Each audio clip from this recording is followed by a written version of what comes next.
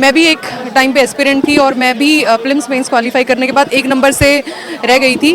और जब मैंने एग्ज़ाम्स दिए थे, मैंने प्रीलिम्स मेंस क्वालिफाई किया, लेकिन इंटरव्यू लेवल पे 1 नंबर से रह जाना, इसमें से मुझे कम से कम भी 3 साल लगे थे। और मैंने स्टेट सर्विसेज को काफ़ी लिखा, स्टेट पब्लिक सर्विसेज को काफ़ी लिखा कि वो मेरी कापियाँ दिखा दे, वो मुझे भेज दे या मुझे दिखा दे, लेकिन उन्होंने ये कहते हुए कि this is not a matter of public interest, मुझे मेरी कापियाँ वहाँ जाके मैंने कहा अपने 1 नंबर से आप रह गई। जी हाँ। देखिए, जब इंटरव्यू लेवल पे बात आई थी तो मेरे पिताजी के पास कुछ इस तरह के भी बातें आई थी कि 60 लाख रुपए लगेंगे, 1 करोड़ रुपया लगेगा, ऐसा लगेगा। आज से 10 साल पहले वो काफ़ी बड़ी रकम थी। सपने चूर हो जाएं, ये बड़ा दुखदाई है। मतलब मौत सिर्फ मरने से नहीं होती, सपने टूटने से भी मौत होती है। तो दोस्तों, जंतर मंतर पर हैं अभी हम और लगातार स्टूडेंट प्रोटेस्ट जारी है। मांग एक ही है कि पहले धर्मेंद्र प्रधान का इस्तीफा हो, रेजिग्नेशन हो, उसके बाद ही ये आंदोलन खत्म होगा। मैम हमारे साथ हैं, क्या नाम है मैम आपका? मेरा नाम मीनाक्षी है और मैं एक्चुअली यहाँ पर अपनी बुक देने आई हूँ। ये बुक मैंने लिखी थी लास्ट ईयर और बेसिकली ये उन स्टूडेंट्स के लिए है जो सुसाइड की वर्ज पे हैं कि आप कम से कम ज़िंदगी में सबसे इम्पॉर्टेंट जो चीज़ है जिंदा रहना, वो चुने। ज़िंदगी में ज़िंदगी को चुने, ये इम्पॉर्टेंट है। सिस्टम कैसा होगा, चीज़ें कैसी रहेंगी, वो अलग बात है, लेकिन इस बीच सुसाइड का रास्ता नहीं अपनाना चाहिए। इस बुक में बहुत सारी बातें हैं जो मुझे मेरी ज़िंदगी से मैंने मतलब there are lot of things that I have taken from there, और वहाँ से मैंने ये बुक लिखी थी। बेसिकली मैं भी एक टाइम पे एस्पिरेंट थी और मैं भी प्रीलिम्स मेंस क्वालिफाई करने के बाद 1 नंबर से रह गई थी। और उस ज़माने में मुझे पता है कि 1 नंबर से रहने का एहसास क्या होता है और कैसा फील आता है। फिर व्यक्ति को लगता है कि जीवन ख़त्म कर लेना ही ठीक है, तो वहाँ से लौटना और फिर ज़िंदगी में ज़िंदगी को चुनना, ये इम्पॉर्टेंट है। तो दरअसल मैं 8-10 दिन से इस प्रोटेस्ट को फॉलो कर रही थी, तो मुझे लगा कि हो सकता है कि शायद ये उन स्टूडेंट्स के काम आ जाए जिनको लगे कि सिर्फ एग्ज़ाम ही सब कुछ है। एग्ज़ाम ही सब कुछ नहीं है, ज़िंदगी में और भी कुछ किया जा सकता है। ये आप देख सकते हैं, इस बुक का जो टाइटल है वो भी आप पढ़ सकते हैं।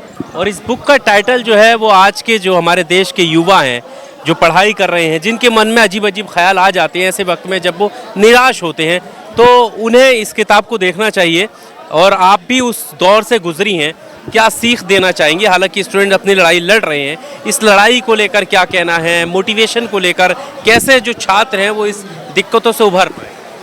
देखिए, सबसे बड़ी बात यह है कि हर छात्र जो मेहनत करता है, वो अपने जी जान झोंक देता है, वो हर चीज़ को, स्पेशली मैंने क्योंकि यूपीएससी की तैयारी करी तो मैं वो बताती हूँ कि ज़िंदगी में जिस चीज़ से आपको खुशी मिला वो सब त्याग कर देते हैं। परिवार से आप बहुत अलग थलग रह जाते हैं, पढ़ते हैं, लाइब्रेरी में अपना जीवन काटते हैं, एकदम सादा ज़िंदगी।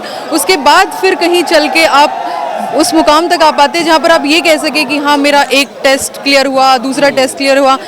आखिरी में जाके जब आपको पता चलता है कि मैंने स्टेट सर्विसेज का एग्ज़ाम दिया था, जिसकी मैं बात कर रही हूँ, तो वहाँ पर जब मैं इंटरव्यू के कगार पे थी, मैं बता दूँ कि मेरा अभी एट प्रेजेंट मैं अपने लेट 30s में हूँ, मेरा 14 साल का बेटा है।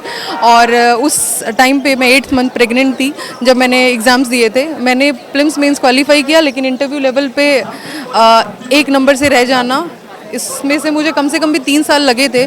और मैंने स्टेट सर्विसेज को काफ़ी लिखा, स्टेट पब्लिक सर्विसेज को काफ़ी लिखा कि वो मेरी कापियाँ दिखा दे, वो मुझे भेज दे या मुझे दिखा दे, लेकिन उन्होंने ये कहते हुए कि this is not a matter of public interest, मुझे मेरी कापियाँ वहाँ जाके मैंने कहा अपने हाथ। 1 नंबर से आप रह गई। जी हाँ, 1 नंबर से मुझे मेरे कलीग्स, मेरे जो फेलो एस्पिरेंट्स थे, उन्होंने बताया कि अगर लिस्ट में कोई अगला नाम होता तो शायद मेरा होता।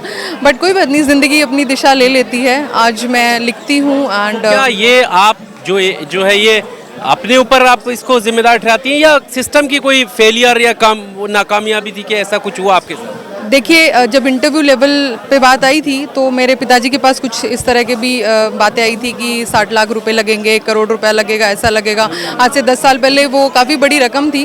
तो 26 साल की मैं इस बात को एक्सेप्ट करने को तैयार नहीं थी कि अगर मैं अपने दम पे प्रीलिम्स मेंस क्वालिफाई कर सकती हूँ तो इंटरव्यू में इतने पैसे क्यों देंगे आप। तो मेरे एथिक्स काफ़ी हाई थे एंड थैंकफुली आज भी हाई हैं।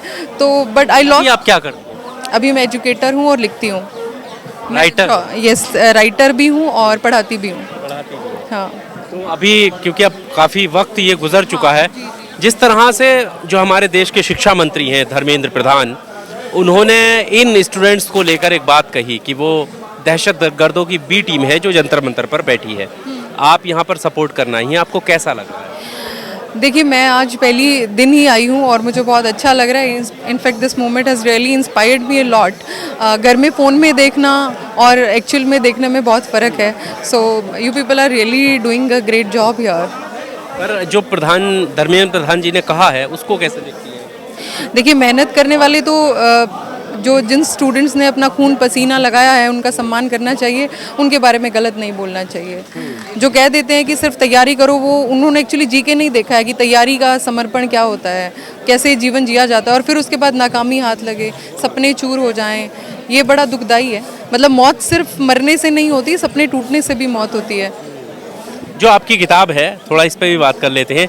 आपने लिखी है क्या सोचकर, इसमें मतलब अगर इसका ओवरऑल एक ओवरव्यू देखा जाए तो क्या है इसमें? देखिए, जब मेरी ज़िंदगी में ऐसा वक्त था तो मैंने सोचा था कि मुझे लगा कि शायद मौत एक मुक्ति है, लेकिन मैंने अपने आप को टाइम दिया। उस हद तक गई थी? उस हद तक गई थी और फिर मैंने अपने आप को वक्त दिया कि 3 महीने रुक जाते हैं, चलिए देखते हैं, कहानी बदलने की कोशिश करते हैं।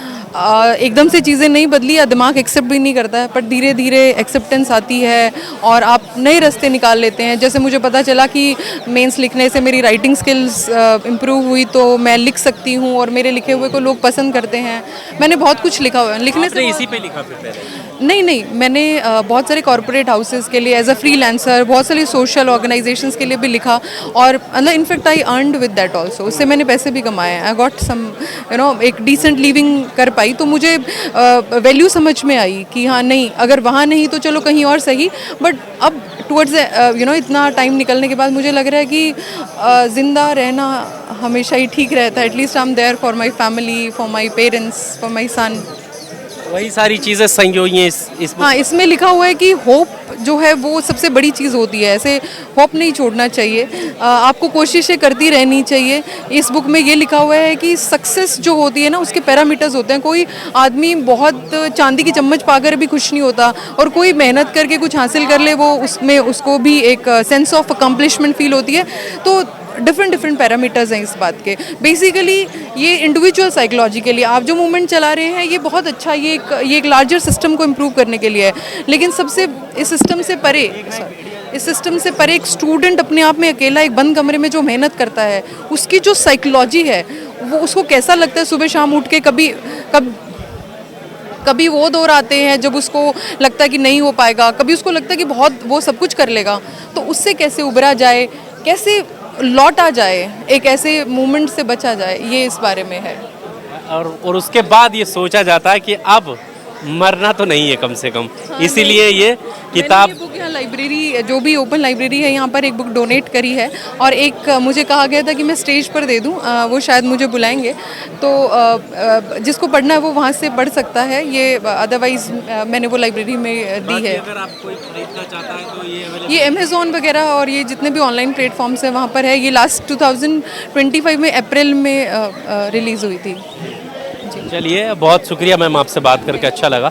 देखिए, इस तरह से भी ज़िंदगी को, अपने आप को बचाया जा सकता है, आगे बढ़ाया जा सकता है, मोटिवेट रखा जा सकता है कि जब जीने की सारी उम्मीद चूक जाए तब भी आदमी सोच सकता है कि कैसे इस ज़िंदगी को आगे बढ़ाया जा सकता है। इस इंटरव्यू में सिर्फ इतना ही। आपको जो भी कुछ कहना है ज़रूर इस वीडियो में कमेंट बॉक्स में ज़रूर छोड़िएगा दोस्तों।